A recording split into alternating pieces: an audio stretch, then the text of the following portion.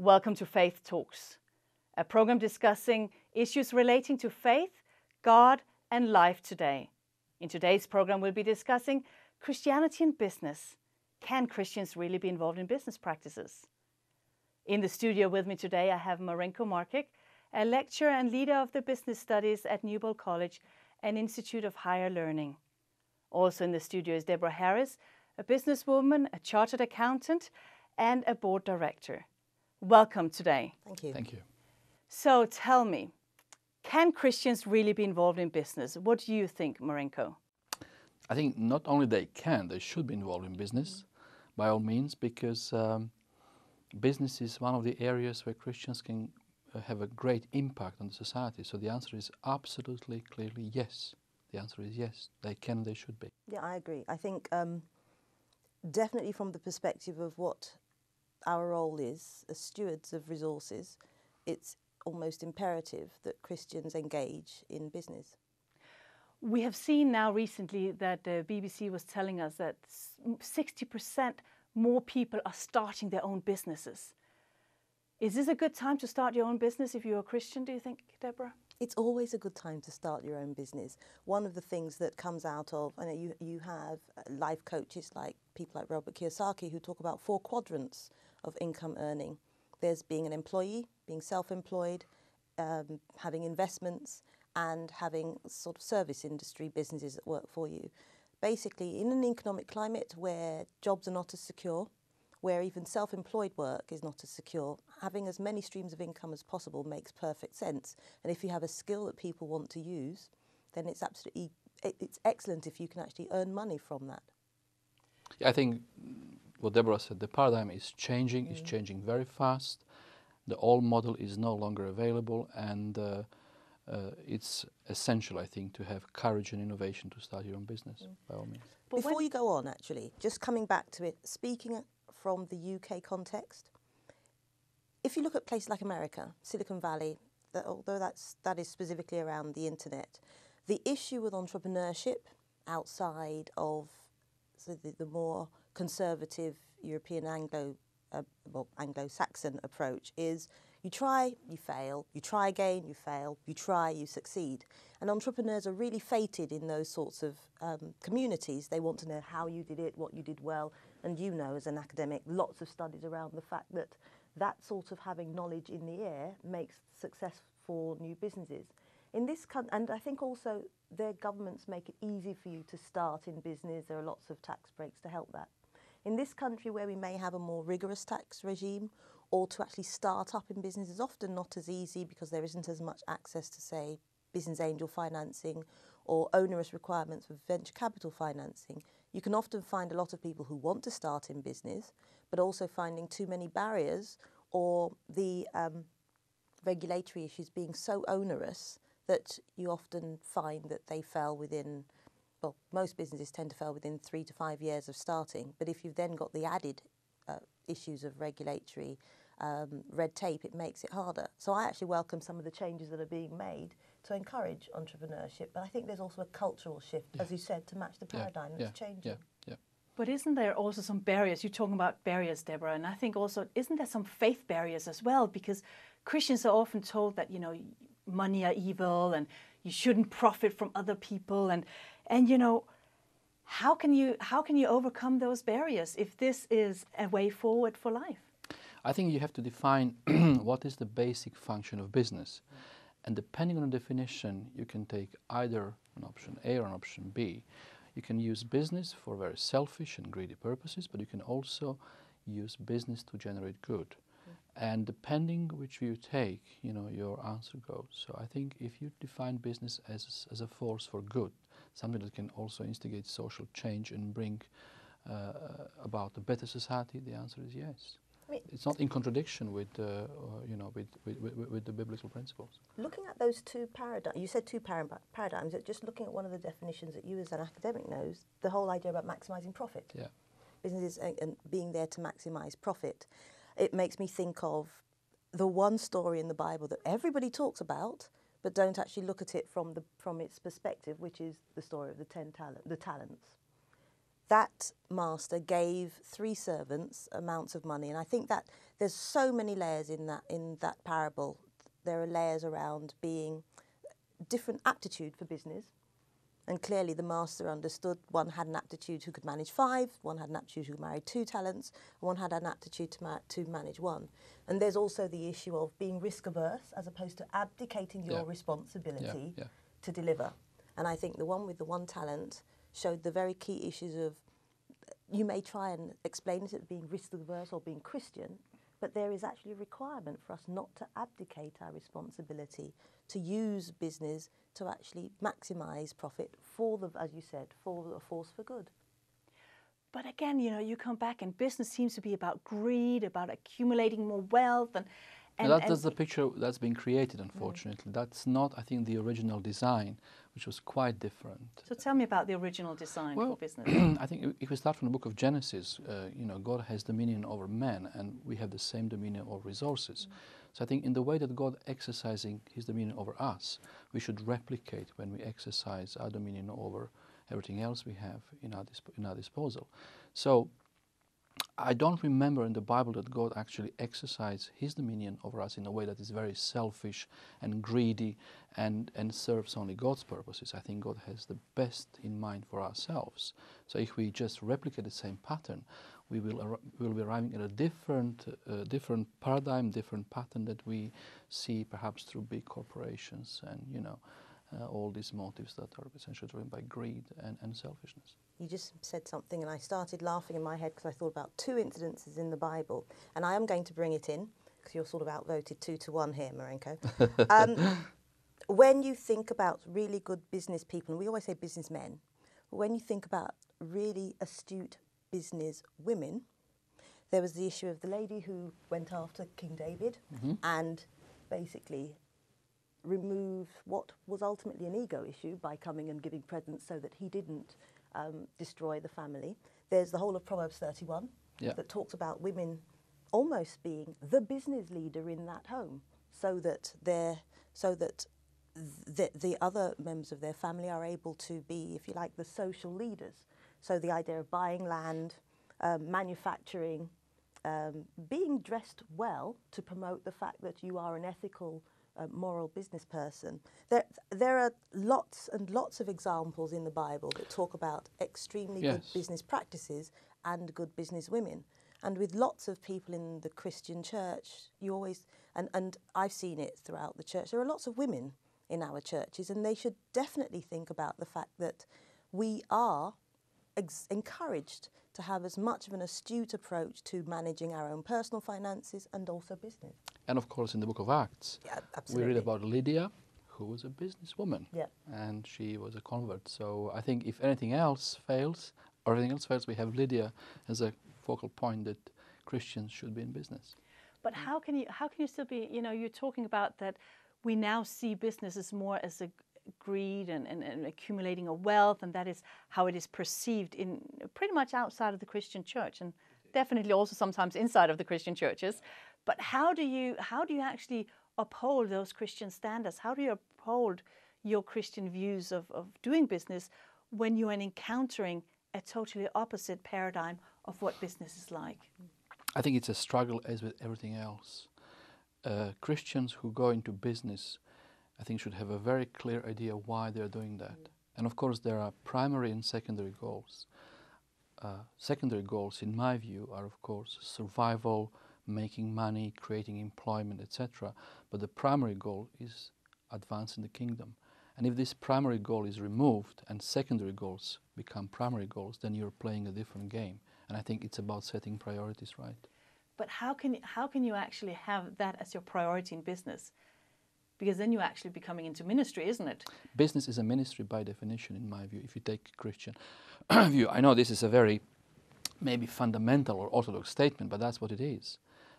Business, which is devoid of this notion that it is a service, it's a ministry, it's not a business that we can use in a Christian sense. When you look at some of the corporate statements that you hear nowadays, you would almost think that they were coming straight off the pages of the Bible, people talking about making people's lives better, working from, although people call it corporate social responsibility, a lot of it is rooted in what we understand as the basis of what we consider good society. And most of that is drawn from... Absolutely. Is drawn from the sort of the Western faith ideals.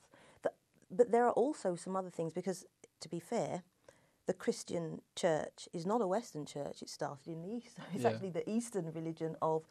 it's an Eastern understanding of what it means to be a member of the community. And that means you have responsibility for yourself, for your family, for the wider community. And so that idea about being a steward or servant leader, and these are the things that are coming up in the conversation that you hear around board tables, around what you look for in your CEOs, the recent statements that have been coming out of a lot of the boards for some of the large global companies about this is the culture that we wish to expand within our businesses, and there being no space for that rather hard-nosed, hit the bottom line, don't care who you hurt in the process. The society may be changing and fashion may be changing, but business is actually learning that it makes good practice to have, it's almost like a good foundation, whether it's moral, Christian moral, or just ethical foundation, to make successful business. And you see that, Innocent Drinks being one. It was based on, the best stuff on earth, not putting additives in it. And you are able to be very successful. But as you said, start with your story, become an evangelist, and people use that phrase, but become an evangelist for that service. Start with an idea of service, and your business will succeed. Yeah. Steve Jobs, case in point. Absolutely. One of the most striking examples that I saw recently, I won't mention the name, but it's a big bank, and it was involved in a number of scandals in rigging energy markets and interest rates, etc. And they got a new CEO, and he sent a very strong message. From now on, our business model from the point of ethical values changes. There was an email going around. If you can't fit, you should think about your future, leave the company. It was a very blunt message. So if I say secular leaders recognize that, and it may be really the motive may be self-interest rather than some general principles, but if this is recognized and it's put forward with a brave attitude, I don't see why Christians should be hesitant about treating business in this way. And we're actually seeing it, sorry, I'm just saying, we're actually seeing it in the public sector as well, specifically in the healthcare. There have been a number of scandals, things like the death of children, infection, and there was quite a large one around a hospital that had a catastrophic catalogue that led to a number of elderly people dying in their care. And the things that are coming out now from public sector is we need to ensure that the quality of our care, it's not just about being medically efficient, but the whole idea about the quality, caring, compassion, a lot of the issues that underpin what it means to be, what we believe means to be a good Christian. So whether it's in the private sector or public sector, the rhetoric coming out of it is actually becoming closer and closer to what's often seen as Christianity being not relevant today. So it's interesting to see how things tend to come round in a circle. And I think, we are seeing that very clearly, particularly in larger corporations, and we're seeing how larger corporations are kind of giving people a feel-good atmosphere about themselves by donating X amount to malaria or to water projects or to just really trying to buy in or give back into the community. And that's all very well because they already have a large profit. But how do you balance that when you are running a small company in a cutthroat business? How do you still keep to those Christian values of what are Christian values in business? Maybe we should even ask that. What are Christian values in business? We can talk about it, but what is it? But what are Christian values? In business? I wouldn't even say just in general, because if the Christian values shouldn't change if it's Christian values in business or Christian values from a social context. So it's what do we deem to be Christian values? And they're very much like what people consider to be, if we're going to look at it from a business aspect, they're very much the values of business. Do your best. Quality. Yeah. Be an evangelist. Know what you stand for. Have a mission. Work your mission. Do not fail to plan. If you plan to fail, if you fail to plan, you plan to fail. That's the whole idea about building on solid rock as opposed to shifting sand. I've always said, if you really want to understand wise words in business, read Proverbs. 31 chapters. You can take one chapter a day. Proverbs 31 is the one for women. So for those who wish to, who don't feel it's relevant to them, which is a minority of the population, they may want to skip it. But 31 chapters, and they talk about knowing how to give good gifts, knowing how to not work with people who are unethical. So it does mean sometimes you can pass on some contracts. And there are lots and lots of examples of people who start out in business with a clear focus where they want to go and do become extremely successful just by sticking to what they believe, and they'll pass on things that don't meet what they see as the core values for what they're trying to achieve. So it's not very different. So I'm going to challenge you a little bit on a practical example here. What if you're running a limited company and some of your business partners are actually being really unethical and goes against what you are standing for and what you see as values and Christian values in business? How do you deal with that as a Christian? Do you boot them out? Do you take the cut yourself and end up going bankruptcy? Or how do you deal with that? Because you talked early on, Deborah, about us being part of a community. And we can't do business just in our own little corner. We have to work with others. So how do you do that? How do you work with others who are demonstrating a very different business ethics and business standard than yourself? Yeah, I think that's a difficult question, of course. I would not recommend to anybody because the key in any partnership is mutual trust. And you can respect somebody else's views, but there is a limit to that. And I think if you find that the set of values is mutually incompatible, it will be very difficult to maintain a working relationship that is productive and fruitful. Yeah. So there may be a point where you have to say, okay, this is not going to work. And therefore we need to change. We need to find another way how to resolve this or say goodbye to each other. It's interesting to note that the issues of due diligence prior to going into business with someone, it's the idea research, yes, yeah, absolutely. the idea about due diligence. So you should have a fairly good idea of who you're going into business with. But it could be said you go into business that the leadership within the C-suite changes, they have a different approach, they may be taken over, and then you may find yourself dealing with a completely different animal. Yeah. And at that stage, there is something around being a leader. There is something about being a leader where you say, well, this is where we work, and this is the way that we work. With larger companies, I'm always challenging on the boards that I sit. I'm challenged that where we have an ability to influence, we should be leading the way on some of those areas. And for the smaller companies, I feel that there is the same thing that you say to an individual. There is something about establishing and widening your network so that you can build up that understanding of who you're coming into business with and any other alternatives. Now, if you don't have another alternative, then you do have what is known all over the place as a strategic decision to make. And I think that if at the core of what you're doing as a business, if your core mission and your core values no longer sits within the context of who you're working with, then you're almost saying, are we going to change what we do as a business, or are we going to look for other alternatives? And I think if you don't do that as an individual business, you'll often find more and more there are laws, statute that's coming into place, like the Bribery Act that's come into place to deal with, and you actually do find that the whole idea about ethics now being almost woven into the way that statute is being drafted, malpractice, manslaughter cases. So actually making it more and more difficult for people at the senior level to, say, see no evil, hear no evil, speak no evil. So it's actually becoming part of the way that business works. And what do they say? Evil prospers when good men do nothing. Yes. Good people do nothing. I think there's something around good people. If you're small but in a community, the voice can be heard. But you have to stand up and be able to do it. Marinko, you are teaching new business students. You are teaching young people who are interested in business. What are some of the challenges that they come to you with? Are they interested in starting businesses, or are they just hoping to get into a business and working? And what are some of the challenges that you see of passing on some of your knowledge and advice on being a Christian in the business world? I think obviously they have different priorities. Some see their future in typical employment, either in the public or the private sector. Some have this entrepreneurial spirit, where they see themselves. But I think one of the greatest challenges is that some students don't see the need to balance Christian versus secular concept of business. They see business as a vehicle primarily to make money.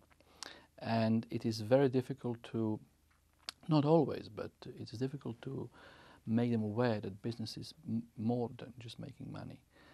It is also about providing service and being a witness. And we are often having great debates about that. Particularly my students come from different parts of the world, and you can see how culture shapes expectations and understanding. For example, a typical example would be attitude towards bribery, which is always a very fun class to have, when bribery is considered perfectly normal and acceptable way of doing business in certain regions, whereas in other countries it's seen as a no, you don't do that. So then we will take the Bible and have very hot debates on the topic. But it's this idea how to make sure that people understand business not just as a hard discipline, from a technical point of view.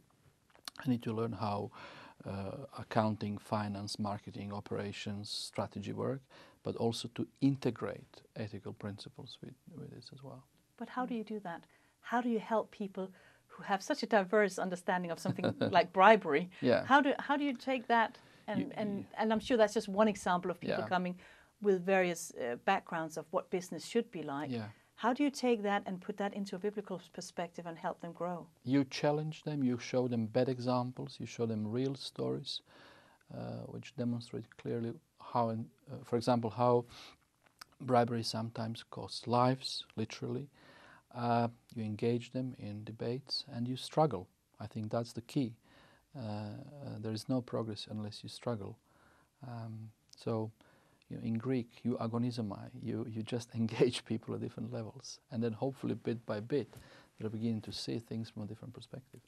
I think just... So I just want to say one thing from as somebody who is in education. I think there is a misconception that a good businessman is somebody who has all technical skills, who can make decisions, who can read a balance sheet, who can understand how the process works. That's fine, because that's what you need. But from the biblical point of view, you need a whole person who can also involve other aspects as well. I would challenge that and say that from the business perspective, you need the whole person. True, yeah. Even more so. Yeah. Especially in the West, where you are dealing with a lot of service industries, where it's not about hard manufacturing. It's not about, some of it is extractive industries, but it's not. When you have got an economy that's based on, for the most part, a lot of service-based industries, having those sorts of, I call them the qualitative issues, the soft, touchy-feely ones, the ones that too often have been seen in the past as being not core in the race to the bottom line. Those are the sorts of issues that I think are very key, and you're seeing successful business people are the ones that embrace them. I think it's good that you read a balance sheet and you should be able to understand cash flows, but if you don't have that mission in here, it won't come out in your business. And you cannot have business which is devoid of society. I mean, we have had a generation of people in business managers who were only focused on hard skills. But in the end, you have to ask the question, well, what kind of society we are going to have as a result? And do we want to live in this kind of society?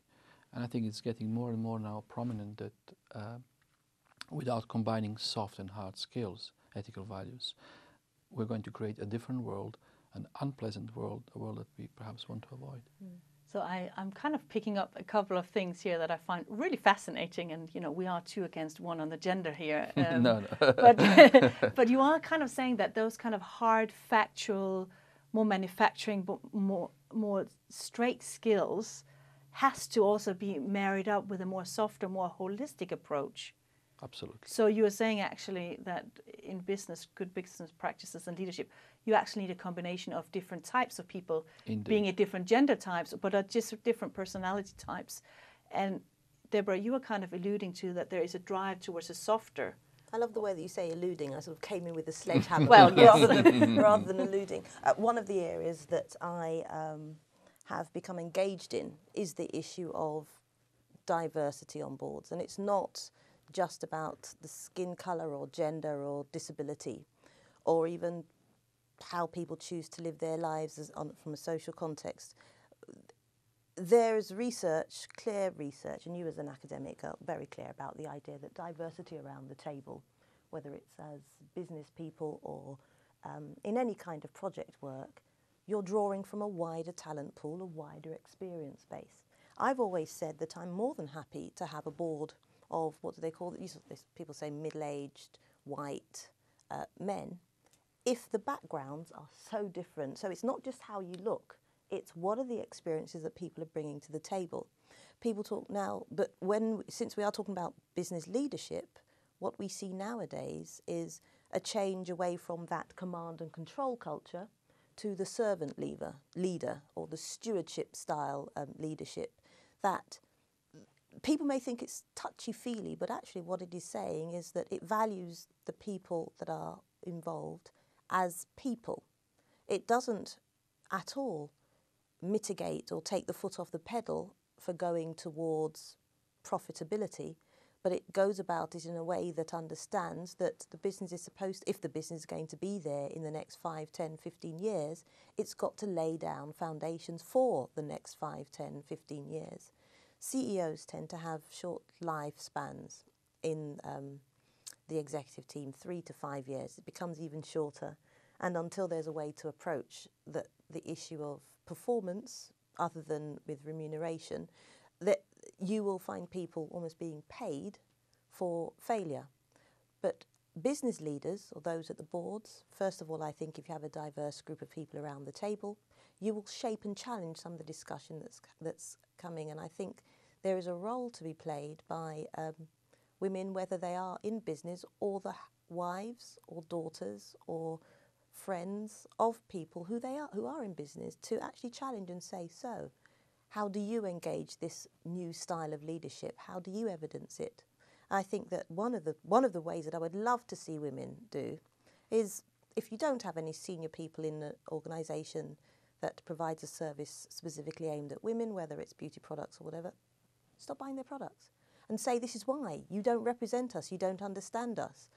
People follow the pound in their pocket, and if the pound in their pocket looks like it's going, you'll tend to find strategy changing to suit. We've seen that with things like child labour, over manufacturing, chemical dumping. If there is the sort of outcry that you can get, and there's lots of social media around, so you know the businesses to do the work. It's so easy for us to actually make a change. You don't have to get into the boardroom, but if you are in the boardroom, we should be as diverse as possible in our thinking. So we can actually, as consumers, also make a change in the businesses we support if they have ethical values, if we feel that they are supporting our Christian values. And the biblical concept of the servant leadership definitely is something that is positive as a Christian to see more of in business. And I want to thank both of you for coming into the studio today and talking about and exploring this issue. And I want to thank you for watching. Why don't you join in the conversation either on Facebook or email us your thoughts on this topic. Until next time, thank you for watching.